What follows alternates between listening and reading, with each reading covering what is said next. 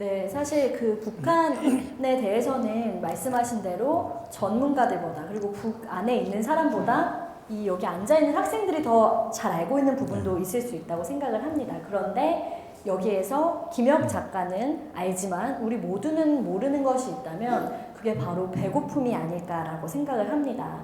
앉아있는 학생들도 배고픔을 왜 내가 몰라? 지금도 배가 고픈데? 라고 생각을 할 수도 있고 우리는 배고픔을 잘 압니다. 사실은 밥을 이제 식사 때가 지나면 그 느껴지는 그 허기와 그 스트레스와 그 모든 것을 통틀어서 우리는 배고픔이라고 말하는데 사실 김혁 작가가 생각하는 배고픔은 좀 다르지 않을까라고 생각을 합니다. 배고프다는 건 어떤 건가요? 먹을 게 없는 거죠. 장기적으로 지속적으로. 그래서 늘 꾸준히 이제 영양실조가 와가지고 저 같은 경우에는 그러니까 그때 당시에 일반 주민들 자체가 다 그랬습니다. 저도 그랬고 영양실조가 한 2도 정도 가지고 있었고요. 2도라고 하면은 몸무게가 거의 다 빠지고 뼈만 거의 남아있는 상태거든요. 그러면 이제 3도는 어떤 거냐? 3도가 제일 심한 건데요. 3도 정도가 되면은 그냥 뼈에다가 가죽 씌워놨다고 보면 돼요.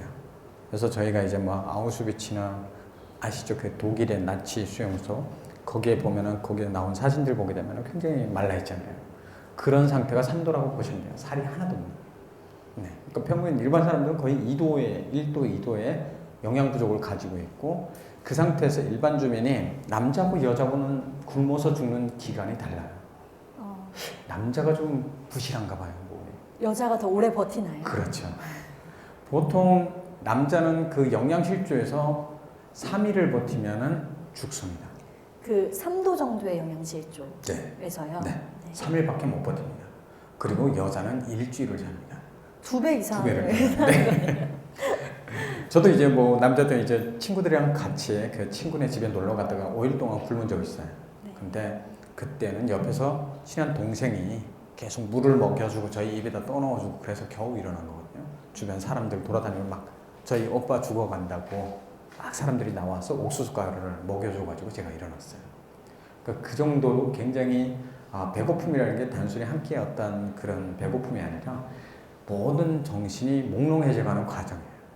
힘이 없으니까 결국에는 몇 번을 걷다가 좀 앉아야 쉬어야 되고 그다음에 또 걷다가 또 앉고 그 정도로 힘이 없어요. 그리고 정신이 점점 흐려지고요. 한 끼만 굶어도 아무것도 하기 싫은데 저는 지금 그렇습니다. 5일을 이렇게 아무것도 드시지 네. 못한 상태로 근데 그런 주민들이 많이 있다는 거죠. 굉장히 많습니다. 아까 제가 고난의 행군 시기라고 얘기를 말씀드렸던 1993년부터 저는 93년이라고 지칭하는 게 저희 청진시 같은 경우는 93년도부터 배급을 안 주기 시작했기 때문에 그때부터 고난의 행군 시기였다라고 얘기를 하는데 98년 이 사이에 몇백만 명이 죽었습니다. 그러니까 저희 청진 같은 경우에는 인구가 80만 명 정도라고 했잖아요. 이 과정에서 약 67만 명 정도까지 줄어듭니다. 그 많은 사람들이 10여만 명이라고 하는 사람들이 그 안에서 죽은 거죠. 여러분들 제가 팁을 하나 드리면은 북한을 직접 볼 수가 있습니다. 구글 지도 아시죠? 구글 어스. 네. 구글 지도가 아니고 구글 어스. 네. 그걸 클릭을 해서 큰 도시 하나를 클릭을 줌을 해가지고 주변 변두리를 한번 보십시오. 도시 주변에 있는 산을. 그러면은 조그만 점들이 보입니다. 이게 다 묘입니다. 묘요? 네. 근데 구글 어스를 통해서 북한을 볼 수 있다는 건가요? 그렇죠. 네. 구글 어스를 사용해 보셨어요, 여러분? 그게 굉장히 제 친구 뭐 미국에 살고 있는 친구는 그 구글 어스를 통해서 뭐 확대했더니 정말 사진처럼 네. 그 친구 집이 앞마당도 볼 수 있고 맞습니다. 앞마당에 있는 걔 집까지 이렇게 보일 정도로 굉장히 자세히 나오던데 네. 우리가 그 구글 어스를 통해서 북한의 모습을 볼 수 있다는 건가요? 네. 그래서 저는 구글 어스를 통해서 이제 제 고향을 보고 제 집도 찾아내고 다 그러거든요. 그러면 이제 옛날 생각도 새록새록 나고 그리고 제가 이제 가장 구글을 먼저 찾아야 되겠다라고 생각한 이유는 그때 당시에 많은 사람들이 굶어 죽었는데 청진에서 많은 사람들이 그걸 어떻게 믿냐라고 얘기하는 것 때문에 시작했어요. 그래서 한 4년 전, 5년 전부터 제가 그거 구글에 이제 제 모든 기억을 거기다가 쏟아서 입력을 하고 그걸 지금 데이터화 시키고 그러고 있거든요. 주변 산 주변에서 그 찾아낸 엄청난 막 한 수백 구에서 수천 구의 묘들이 있어요. 요 쬐끄만한 한 묘짜리 하나에서 산 하나 딱 타면은 수백 구. 그 주변에 청진시가 크기 때문에 주변에 삥 둘러싸이는 그 묘자리들이 보통 한 27, 28 이렇게 돼 있을 거예요. 그러면은 한 1000명씩, 묘가 1000명씩 이렇게 해서는 몇만 명이에요. 그 정도로 굉장히 많은 사람들이 죽었었고, 사람들이 먹고 살기 힘드니까 멀리에다 묻지는 못하고 가까이다 묻은 거예요. 그래서 도시가 아예 묘로 둘러싸이는 그런 지금 풍경이 만들어진 거죠. 네, 중간에 제가 홍보를 해드렸던 아까 그 네. 북한 인권 한 줄평 한 가지가 이제 도착을 해서 그거를 벌써 한번 소개를 해드리면 어떨까 생각을 합니다. 자, 제가 읽어드릴게요. 북한 인권은 마음껏 먹을 수 있는 달걀이다. 이 김혁 작가님의 겨냥한 한 줄평이 들어왔습니다. 북한 인권은 마음껏 먹을 수 있는 달걀이다. 근데 북한 인권이 왜 마음껏 먹을 수 있는 달걀인지 또 설명을 해주셔야 되거든요. 6022님 어디 계신가요?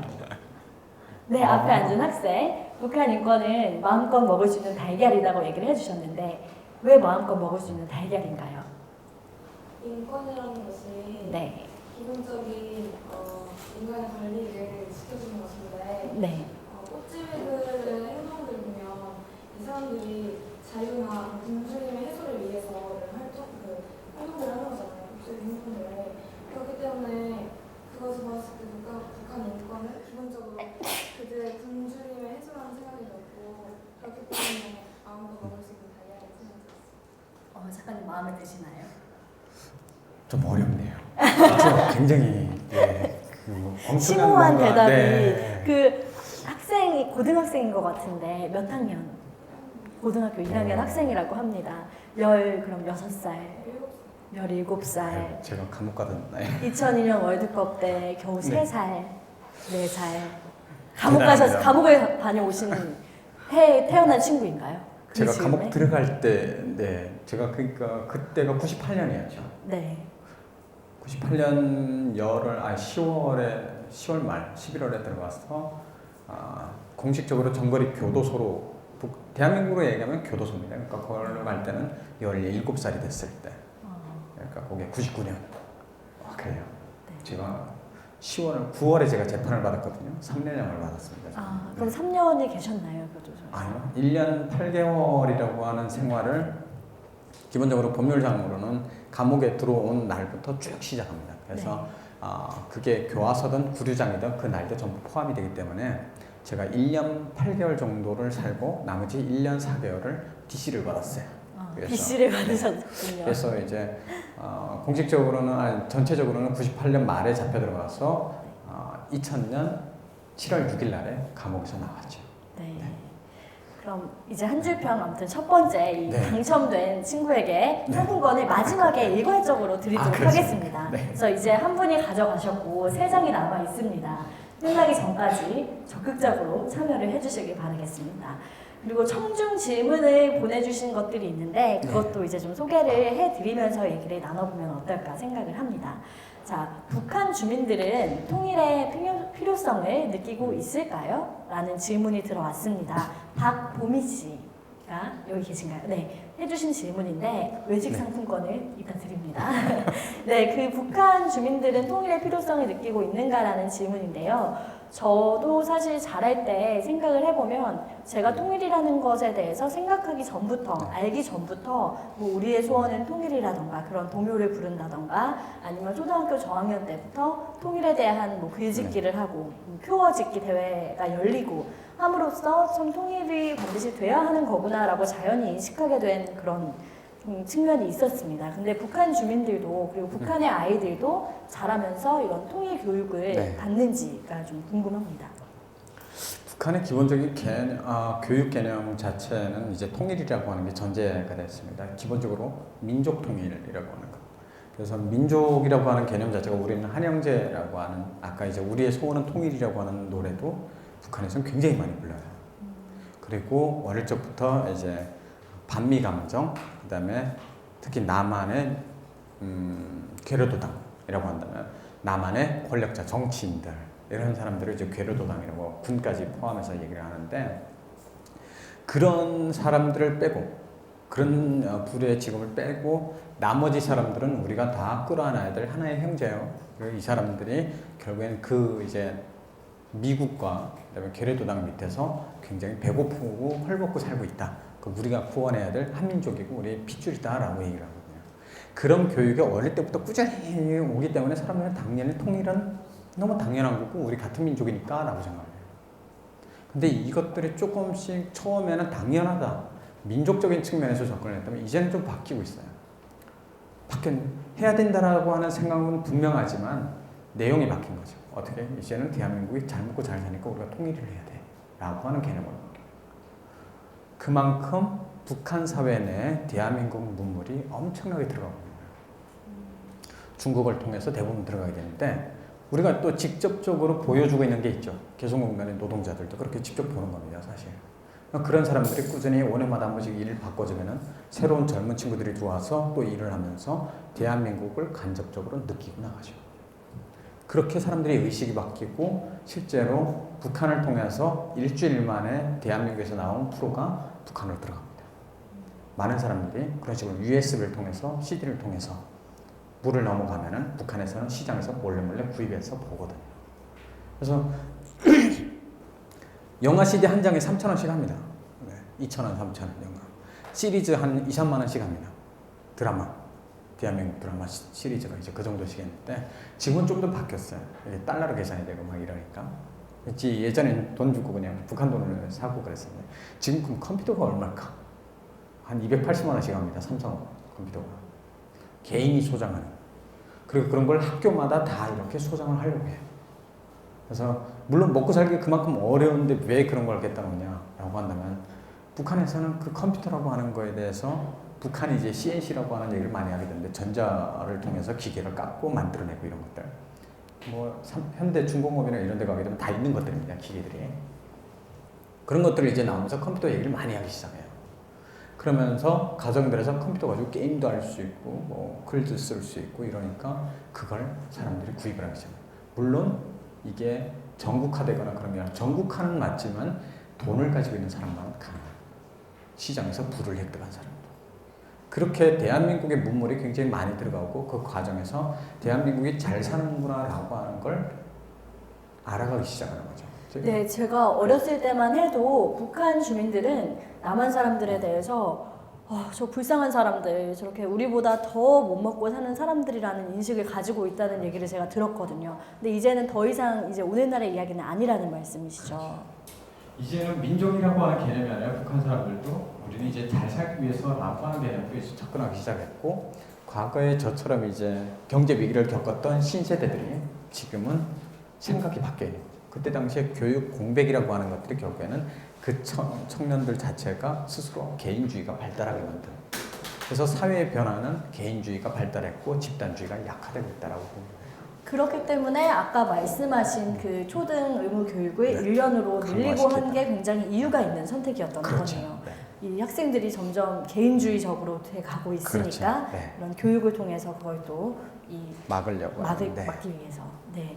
그리고 남북한의 그 문화적 차이도 참 상당히 많다고 들었습니다. 그래서 그런 남한의 영화들이 북한으로 들어가면서 그걸 느끼는 북한 주민들도 우리는 사실 이런 북한의 실상이라든지 인권 문제라든지를 많이 접하고 있지만 북한 주민들은 그런 영상물이나 영화를 통해서 접하게 될 텐데 그렇죠. 네, 남북한의 문화 차이가 상당하기 때문에 통일이 되고 나면 거기서 오는 그런 이질적인 문제들도 참 클 것이라고들 얘기를 하는데 김혁 작가님께서는 어느덧 이곳에 정착을 하신 지 거의 15년이 되셨을 네. 테니까 이 차이가 어떤 것들이 있는지 참 잘 아실 것 같아요.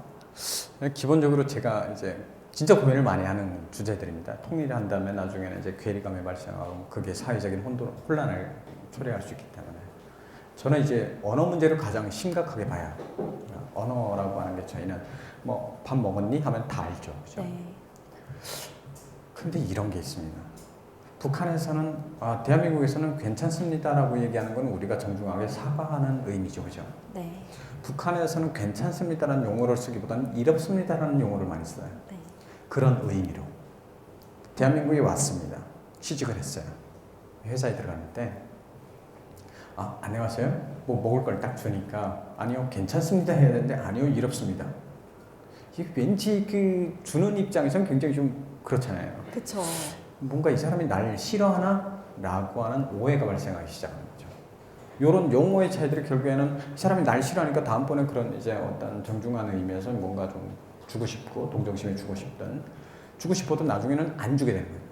이 사람이 점점 싫어져요. 그러니까 일 없습니다라는 말이 저도 그러니까 배우긴 했는데 그게 괜찮다는 정말 의미인가요? 네. 정말 100% 그렇죠. 괜찮다. 근데 일 없습니다 하면 네. 화날 것 같잖아요, 왠지. 그렇죠. 근데 좀 네. 퉁명스러운 말투이긴 하지만 네. 정말 괜찮다는 의미인 거죠. 그렇죠.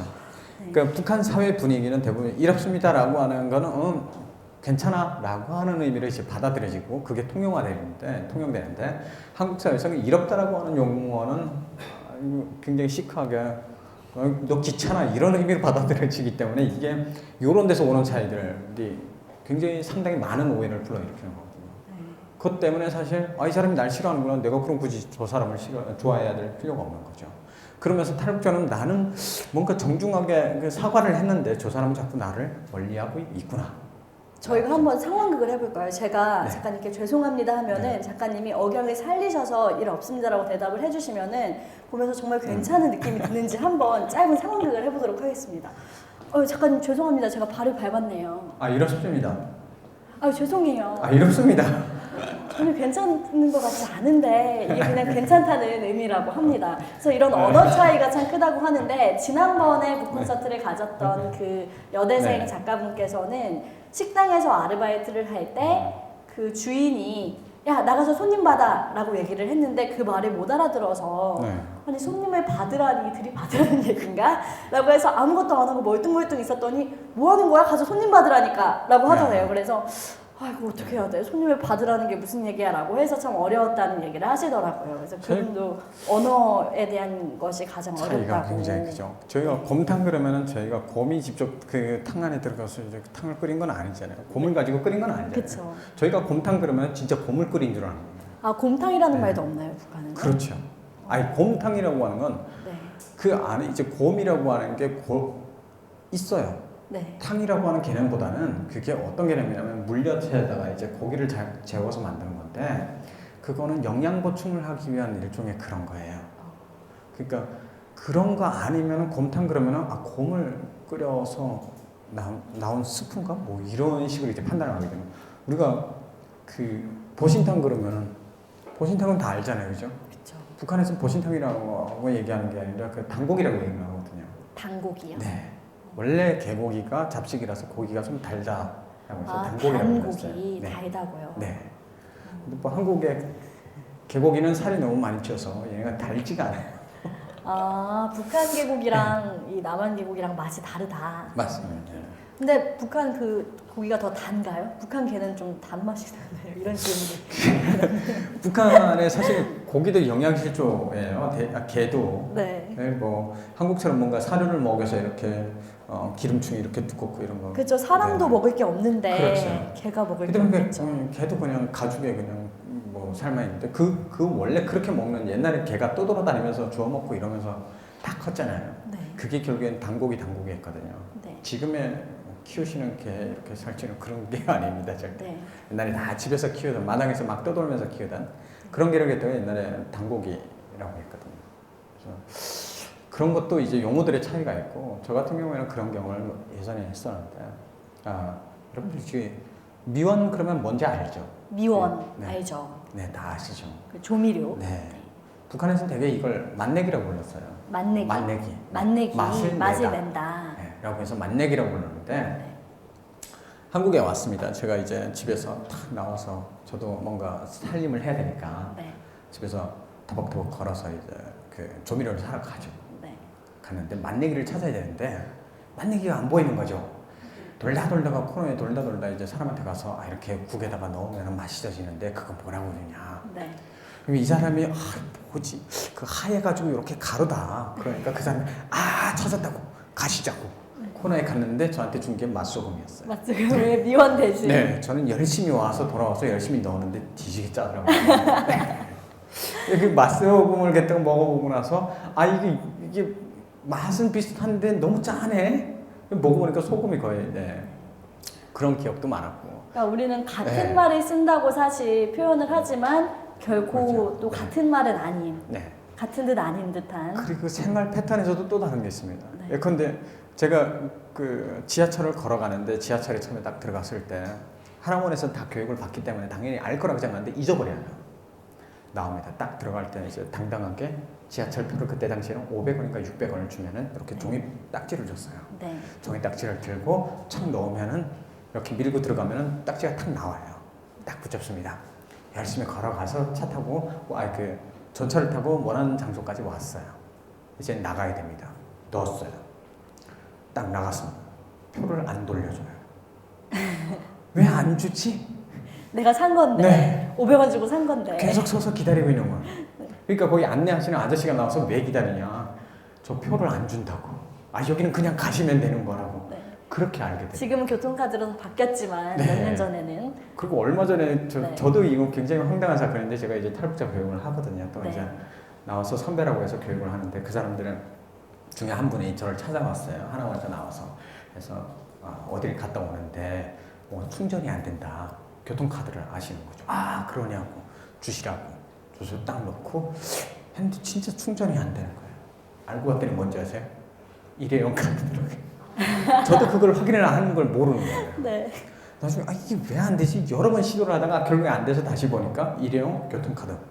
일회용이라고 하는 것 자체는 저희가 알고 있기 때문에 이런 카드도 나왔어? 그때 저도 처음 아는 거예요. 그렇게 이제 문화라고 하는 게 일종의 생활 패턴이라고 하는 속에서도 하나부터 열까지가 다 부딪혀 봐야 알고 네. 그 과정까지는 너무 힘든 일들이 많이 생기죠. 근데 사실 그게 분단의 시간이 길어지면서 그렇습니다. 생긴 문제들이고 그 지하철을 타면서 카드를 찍지 않고 그 표를 조그만 표를 사서 지하철을 타는 거를 네. 심지어 여기 앉아 있는 친구들 중에서도 모르는 친구들이 있다는 얘기거든요. 그래요? 혹시 앞에 앉은 친구 알아요? 그런 어. 거를 그게 사실 네. 교통카드로 바뀐 지가 워낙 오래됐기 때문에 그렇죠. 불과 이런 우리가 대화를 하는데도 저는 약간 요즘에 고등학생들을 보면 그런 걸 느껴야 하는데 이 50년이 넘는 시간 동안 따로 떨어져서 살아온 북한과 남한은 참 문화적 차이가 크고 그것 굉장히 때문에 크죠. 통일 후에도 참 어려움이 많을 거라는 맞습니다. 이야기들이 있습니다. 그리고 그 언어적인 문제가 사실 항상 가장 크고 이해할 수 없는 걸 떠나서 억양 같은 것들 때문에 이런 차별을 받고 하는 문제, 언어 문제가 가장 크다고 들었고 또 북한에서는 전구를 불알이라고 한다고 맞나요? 제가 한번 확인을 해보고 싶었습니다. 전구를 사실 뭐 얘기는 하지만 그게 그런 식으로 부르지는 않아요, 되게. 네 그런 옛날에는 명칭만 이제 있고 어르신들이 그렇게 하고, 네, 그렇죠. 어르신들은 네, 그렇게 옛날에 그렇게 이제 했었고 지금 대표적으로 제가 이제 어릴 때는 나름대로 도시남이었기 때문에 저 청주시가 커였어요. 그리고 까칠한 도시남이었어요, 제가. 북한의 까도남. 네, 그렇죠. 상징이었습니다. 천정에 원래 저희는 정구라고 불렀어요. 네. 그리고 이제 김정구, 그냥 이 동그란 걸 정구라고 이런 걸 형광등이라고 불렀고요, 실제로. 그러니까 이런 용어들 비슷한 것들은 꽤 있습니다. 또. 네, 네. 그래서 막 형광등 이런 것도 네. 막 아시죠? 그 어르신들이 그렇게 부르시는 네. 거군요. 한번 찾아보시면 재미난 것들이 좀 있어요. 그, 맞습니다. 그 네. 전구, 이 알전구는 씨불알 뭐 이런 그런 용어가 있다고 하더라고요. 그 이제 사람들 사이에서 그런 얘기를 어떤 식으로 돌냐면 이게 실제 현물을 갖다가 실물을 갖다가 그런 얘기를 하는 것보다도 그 이제 농담 쪽. 그러니까 이런 사람들이 그때 당시 영상이 뭐 발달되거나 아니면 뭐 그래서 그런 의식적인 교육, 뭐 이성관계 이런 교육을 받는 게 아니기 때문에 네. 그냥 사람들에서 사람들로 어른들에서 자동스럽게 이제 아이들 청소년들로 이제 넘어와서 그런 얘기들이 야사라고 얘기해야 되나요? 그런 것들이 굉장히 많이 우스갯소리로 네. 주고받는. 북한에서도 이제 그런 식의 우스갯소리를 하게 되는 거죠. 네, 여기 들어와 있는 질문 중에 사실 좀 정치적인 얘기가 될 수 있을 텐데 김정은 정권이 집권한 이후에 이 네. 국무부인 장성택 그리고 얼마 전 그 현영철 처형 등 고위 간부들을 처형하는 모습을 우리가 볼 수 있었는데 이게 그 북한 체제를 직접 경험하셨던 분이잖아요. 네. 그래서 이런 것들에 대해서 우리는 보면 어떻게 그 국무부 뻘인 사람이 저렇게 잔혹한 방식으로 죽일 수 있을까라는 걸 느끼곤 하는데 북한 사람들은 실제로 이런 걸 보면 어떤 생각을 하나요? 예전에는 굉장히 놀라움의 사건들이었죠. 대표적으로 제가 있을 때 서간이 사건이라고 해서 서간이라고 하는 사람이 농업 담당 비서였습니다. 그러니까 다시 말해서 북한 농업의 최고의 권위자였어요. 서간이. 근데 이 사람이 갑자기 96년인가에 그 간첩으로 몰려서 사형이 됐어요. 그때 당시 이제 간첩이라고 했던 이유는 우무로 양무로 이 사람이 북한의 농업 정책을 방해를 했고 그 결과 수많은 사람들이 굶어 죽었다라고 하는 형태로 이제 덮어씌운 거죠. 결국엔 그 사람이 죽고 그 다음에 넘어온 사람들이 있습니다. 그 핵심 엘리트들이 위기의식을 느끼기 시작해서 탈출한 사람. 가장 대표적인 사람이 황장엽. 혹시 기억나신지 모르겠는데. 네. 네, 어쨌든 그런 일련의 사건들이 그때 당시에 있었는데 그때는 저희가 그런 생각을 했어요. 정말 얘네가 간첩이구나. 그래서 우리가 이렇게 위기가 왔고 그래서 우리가 먹고 살기 힘들구나. 지금은 아닙니다. 지금은 거의 다 바뀌었어요. 사람들의 생각 수준이 개인주의를 이제 많이 넘어갔다고 하면서도 동시에 그 북한 당국에서 얘기하는 내용들을 신뢰를 안 하기 때문에 이게 뭐가 죽었다 이런 개념을 사실 실질적으로 받아들이거나 그러지 않아요. 오히려 거기에 신경을 안 씁니다. 아예 정치에 관심을 안 두는 거죠. 만약에 조금이라도 관심 뒀다가 문제가 되면 본인은 사형당한다는 걸 너무 잘 알기 때문에 사람들 자체가 그런 걸 자제를 하죠. 얘기하는 거 꺼려하고. 네. 네, 제가 그 지난달에 홍대 거리에 나가서 이 시민들의 통일 의식을 조사하는 그런 영상을 촬영한 일이 있었는데 그 촬영에 나가기 전에 PD님과 상의를 하면서 찬성 반대 네. 이 스티커를 붙이는 그런 영상이었는데 나가기 전에 사람들이 너무 찬성 쪽에 의견이 많으면 이 반대하는 사람들의 인터뷰는 못 받을 텐데 어쩌나라는 걱정을 네. 하고 나갔는데 실제로 거리에 나갔을 때는 많은 특히 홍대이다 보니까 이런 20대 네. 초반의 친구들이 많았는데 거의 대부분의 학생들이 통일 반대 스티커를 붙여서 굉장히 곤혹스러웠던 경험이 있습니다. 지금 막 언론이나 이곳저곳에서 통일의 중요성, 통일해야 한다라고 얘기하고 있지만 정작 젊은 세대들 그리고 지금 여기 앉아있는 친구들도 글쎄 통일이 왜 돼야 할까? 라는 것에 대한 궁금증을 갖는 친구들이 참 많아요. 사실 거기에 이제 계란 얘기가, 네. 계란 아마 얘기가. 네. 내가 판단하기로 우리 학생이 굉장히 그 심오한 얘기를 하셨다라고 얘기했는데 네. 그 계란 얘기가 아마 그런 면에서 필요하지 않을까. 가장 중요한 거는 이제 북한 주민이라고 하는 게 우리가 단순히 민족주의적인 어떤 시각에서 조금 이제 뭐 좀 더 벗어나더라도 네. 북한에 우리가 인권이라고 하는 건 기본적인 사람의 권리를 얘기합니다. 거기에는 이동, 기본권이라고 해서 세 가지를 많이 꼽는다. 세 가지, 네 가지. 그래서 이동의 자유, 결사 집회, 그다음에 언론의 자유, 그다음에 거주 이전의 그게 이동, 거주 이전의 자유 이런 것들이 들어가는데 그런 용어도 대표적으로 들어가는 그런 이제 권리가 사실 북한에는 없어요. 그럼 우리가 인권적인 차원에서 저 사람들한테 권리를 찾아줘야 된다라고 하는 우리가 기본적인 책임감이나 아니면 윤리적인 혹은 도덕적인 그런 마인드가 좀 있어야 된다라고. 그래서 통일이 필요하다는 생각을 할 수도 있어요. 두 번째는 먹고 살기 힘들잖아요. 그래서 경제가 어떻게 해서나 성장을 해야 되고 발전해야만이 저희가 이제 좀 더 사는데 여유가 생기고 지금 청년 실업 문제도 해소가 될 수 있고. 사실 북한의 경제 상황은 굉장히 피폐한 상황이죠. 특히 공식 영역에서. 자본이 움직이기 시작한 지역은 굉장히 발달이 빨라요. 개인이 돈을 대서 심지어는 국가의 작은 기업을 자기가 직접 운영합니다. 자기 돈을 투자해서. 그럼 이게 국가 기업이 돌아가나요? 아니면 개인 기업이 돌아가나요? 개인 기업이 돌아가고 있거든요. 나중에 그걸 빼앗을 때는 어떻게 될까요? 엄청난 상황이 일어나겠죠. 뺏을 수가 없다는 얘기입니다. 다시 말해서. 뺏기 어렵다라고 하면 자본주의가 점차 확산이 된다는 걸 얘기를 하고 있어요. 근데 단지 북한 체제가 통제만 되면 뭐 어쨌든 자 북한에서 내가 갑자기 얘기하다가 빠졌는데 북한의 지하정원 한번 얘기를 해드릴까요? 네. 일경이라고 하는 숫자를 가지고 있습니다. 북한의 지하정원. 경. 네. 경이 네. 조. 그다음에 다음 경이죠. 그다음에 네. 경이죠. 네. 천주 다음에 경이 되는 거예요. 네. 네.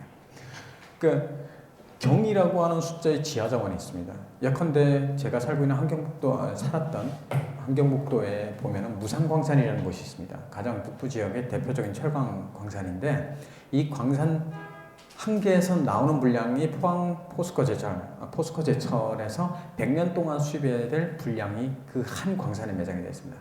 그러면은 이 광산이 북한에 몇 개가 있냐? 정확히는 57개가 있습니다. 그런 광산이에요. 그러면 제철수가 얼마를 먹냐? 네. 엄청나게 먹고 살 수 있는 거예요. 그러니까 그만큼 그런 지하 자원이 어마어마하고 단편적으로 또 다른 하나 예를 들면은 여러분들 저희가 노트북 만들고 이럴 때 사용하는 것들이 있습니다. 그걸 뭐라 그랬지? 까먹었습니다. 네. 금을 얘기를 좀 해보면은 네. 중국 같은 경우에는 그 큰 땅에 4,000톤이라고 하는 금 매장량을 가지고 있는데 북한은 2,000톤을 가지고 있어요. 어마어마한 거죠. 사실 그런 것들이 이제 굉장히 많은 지하자원들이 1경이라고 하는 돈을 계산을 하면 그 정도의 돈이 있는데 저희가 통일을 포기한다라고 하면 이런 경제적인 이권을 포기하는 겁니다. 네, 근데 한편으로는 참 씁쓸한 기분이 들기도 하는 게 그렇죠. 제가 자랄 때만 해도 제가 뭐 그렇다고 나이가 많이 든 건 아니지만 네. 사실 통일을 왜 해야 하는가라는 생각도 해본 일이 없고 통일에 대해서 뭐 찬성한다, 반대한다, 통일이 찬성하고 반대할 만한 문제라는 생각도 사실 해본 일이 없었어요. 우리가 뭐 엄마 아빠가 싸우면 당연히 화해를 해야지 뭐 왜 화해해야 돼? 그냥 이대로 따로 살면 되지라고 생각하는 사람은 사실 없잖아요. 네. 그런 것처럼 이 분단의 시간이 점점 길어지다 보니 사실 통일이라는 게 난 찬성이야, 난 반대야라고 할 문제가 아님에도 불구하고 그렇죠. 이제 네. 지하 자원 때문에 해야 한다, 이런 경제적인 이득이 있다, 이렇게 하면 우리가 군사적으로 뭐가 막강해지고 이런 이야기를 할 만큼 참 많은 시간이 흘렀다는 게 참 네. 안타까운 생각도 들곤 합니다. 그래서 그런 의미에서 또 북한 인권 지금- 한줄평을 네. 그 끝으로 이제 네. 이제 원래는 제가 보통 하는 게 반대로 이제 먼저 얘기를 하는데 네. 경제 문제 다음엔 저는 민족론, 이제 민족성이라는 걸 얘기를 합니다. 안 할 수가 없는 게 저희가 민족이라고 하는 개념을 머릿속에서 내려놓는 순간 저희는 통일이 아니라 침략 계획을 하는 겁니다. 네. 다시 말해서 남북한이 유엔에서 공식적으로 정부로 등록이 돼 있죠. 우리는 꾸준히 특수성론을 주장을 하면서 우리는 민족이 갈라진 상태다. 언젠가 우리가 통일이 돼야 되고 북한이 무너지면 우리가 당연히 그 당위성을 가져가야 된다라고 생각해요. 근데 일반 사람들이 그렇게 생각 못한다면 어떻게 될까요? 통일 반댈세라고 하면은 결국에는 왜라고 하는 근거를 우리가 모르고 있으면은 통일이 싫어집니다. 그 근거라고 하는 당위성이라고 하는 그리고 정체성, 우리 한민족이라고 하는 기본적인 정체성을 같이 가져가야만이 저희가 통일했을 때 이 통일론이 침략론이 되지 않을 수 있는 방법인 거죠. 네. 네. 그래서 북한 인권에 대한 문제에 대한 한 줄평을 또 제가 한번 소개를 또 해드리도록 왔습니까? 하겠습니다. 이분께서는 지난번에도 오셨던 분이신가 봐요. 그래서 이제 문자를 2개 보내주셨는데 지난번 문자는 지난번 북콘서트 때 한 줄평을 보내주셨는데 참고로 지난번 한 줄평은 북한 인권은 양심에 띄우는 편지다라는 걸 지난번 북콘서트 때 보내주시고 이제 또 당첨이 되셔서 상품권을 받아가셨는데 또 오늘 또 보내주셨습니다. 오셨습니까? 제가 읽어드릴게요. 북한 인권은 남한 인권이다 라고 보내주셨어요. 설명을 보내주셨는데 직접 한번 들어볼까요? 아니면 제가 읽어드릴까요? 여기 설명을 보내주셨는데 대한민국 헌법 제3조는 헌법이 나왔네요. 네. 우리의 영토를 한반도 전체로 규정하고 있으므로 북한 주민들 또한 우리 국민으로 볼 수 있습니다. 그래서 북한 인권은 타인의 문제가 아닌 우리의 이슈입니다. 그래서 북한 인권은 곧 남한 인권이다 라는 글을 보내주셨네요. 굉장히 중요한 얘기를 하셨는데 네. 북한 인권, 북한 이탈주민 보호법이 그래서 만들어졌습니다. 1997년에 만들어진 건데 그 만들어진 게 원래는 이민법이 아니라 이건 우리의 헌법 제3조에 나와 있는 부속도서가 이제 결국에는 북한까지 아우르는 거기 때문에 거기에 사는 사람들은 우리 대한민국 국민이다라고 해서 그 보호법이 만들어진 겁니다. 네. 굉장히 그런 법적인 기준에서 우리가 접근할 때 굉장히 당연하고 맞는 건데 우리가 그러면 국제적으로 인정받으려면은 사실상 2개의 국가로 등록이 되어 있는 부분들이 좀 약화시켜야 될 필요가 있고 그래서 정부는 많은 일들을 하고 있어요. 이게 커피 클럽이라고 하는 건데 대표적으로 커피 클럽이요? 네. 네. 그래서 국제회의를 딱 가게 되면은 국제인권 대사들이 각국의 대사들이 모여서 사전에 회의가 진행되기 전에 커피를 마시는 타임이 있습니다. 그 커피를 마시는 과정에서 우리의 특수성을 지속적으로 주입을 시키는 거죠. 우리는 한민족이고 지금 6.25 전쟁 이후로 우리가 갈라진 상태고 앞으로 통일해야 될 대상이다 라고 계속해서 로비를 하는 거죠. 그게 우리가 많이 이제 국제에 나가면 커피클럽이라고 부르는 그런 노력을 굉장히 많이 하고 있습니다. 네. 국제적으로 인정받기 위해서. 네. 이 굉장히 중요한 얘기를 해주신 5605님 어디 계신가요? 네, 5605님 저희 뒤쪽에 앉아 계시네요. 아, 남자분이잖아요. 네, 남자분이 보내주셨는데 또 아유, 직접 고맙습니다. 상품권을 주셔야 되거든요. 남자분이니까 제가 드릴까요? 이따 마지막에 드리도록 아, 하겠습니다. 네네네. 네, 아, 그러면 남자분이면 선생님이 제가 드리는 드리셔야죠. 걸로 네. 할까요? 네. 그럼 한 줄 평을 또 연이어서 소개해드리겠습니다. 이게 제가 바란 게 이런 거였어요. 북한 인권은 다크 초콜릿이다. 왜일까요? 제가 읽어드릴게요. 이유가 있네요. 다크 초콜릿은 입안에 있을 때는 달콤하지만 다 사라져버리고 나면 그 뒷맛은 쓸쓸하다. 북한의 인권 역시 모든 인권도 이와 같다고 생각한다. 인권이란 존중받고 있을 때는 달지만 인권이 사라진 세상은 쓰다 못해 처참하기 때문이다. 라고 보내주셨습니다. 어떤가요? 좋은데요. 네, 저도 너무 좋네요. 이 한 줄 평을 소개할 때마다 네. 정말 이런 시적인 이런 감각을 네, 가진 감성이 친구들이 굉장히, 참 네. 많이 있구나라는 생각을 하는데 0687님 어디 계신가요? 여기 고등학생. 네, 어디 손에 들어주셨나요? 아, 네. 굉장히 감성적인. 제가 사실 다크 초콜릿에 대한 그 어떤 그런 내공은 가지고 있지 않습니다. 그러니까 다시 말해서 다크 초콜릿을 제가 초콜릿을 싫어해요. 왜냐면은 제가 어릴 때부터 초콜릿을 먹으면 입안이 새까매지는 줄 알았습니다. 그래서 초콜릿을 잘 안 먹었는데 뭔가 왠지 저 학생이 얘기를 하니까 굉장히 먹고 싶은 충동이 꼭 다크 초콜릿으로 먹어봐야 할 것 같아요. 네, 왜냐면 다크 초콜릿이어야 달면서 씁쓸한 맛이 동시에 느낄 수 있으니까 다크 그렇습니다. 초콜릿으로 드시기 바랍니다. 네. 네, 한 줄 평 마지막 이 당첨자를 소개하도록 하겠습니다. 북한 인권은 억울하게 옥살이하는 죄수다. 왜냐하면 인간은 마땅히 지녀야 할 기본권이 있는 한 자유를 있지만 자유를 억누르는 독재 정권 아래 짓밟혀 있기 때문에 북한 사람들을 억울하게 잡혀 있는 이 마음대로 나갈 수 없는 죄수에 빗대고 싶네요라고 말씀을 하셨는데 이 옥살이를 직접 해보신 분으로서 어떻게 생각하시나요? 사실 북한 전체가 감옥이죠. 일종의 이동의 자유가 없기 때문에 국내에서도 사실 도에서 도로 이동하기가 굉장히 어렵고 승인을 받으려면 경찰한테 반드시 이제 뇌물을 주고 여행증이라는 걸 받아서 갈 수가 있습니다. 그만큼 통제를 철저하게 차단하고 있는 사회이기 때문에 하나의 감옥이다라고 표현하는 분들이 많이 계세요. 그게 어찌 보면 맞는 얘기이기도 하고요. 근데 감옥 안에도 이렇게 저처럼 꽃제비 생활로 이제 이탈을 하는 친구들도 있는 거죠. 그러니까 북한 사회를 설명할 때 인권적인 측면에서는 이분이 이제 해주신 얘기가 당연히 맞는 거고 그게 바뀌어야 되는 부분이기도 하고요. 네, 그래서 오늘 이 북한 인권 한 줄 평을 준비하는 것을 마지막으로 이 청중들의 이야기와 질문을 모두 소개를 해드렸습니다. 이제 거의 행사를 마무리해야 될 쯤이 되었는데 오늘 이 고등학생들과 대학생들, 젊은 친구들을 대상으로 말씀을 나누셨는데 어떠셨나요? 제 머릿속에는 굉장히 혼돈이 많이 옵니다. 왜냐면은 전 강의도 많이 하고 그랬었기 때문에 네. 대상에 맞게서는 움직입니다. 네.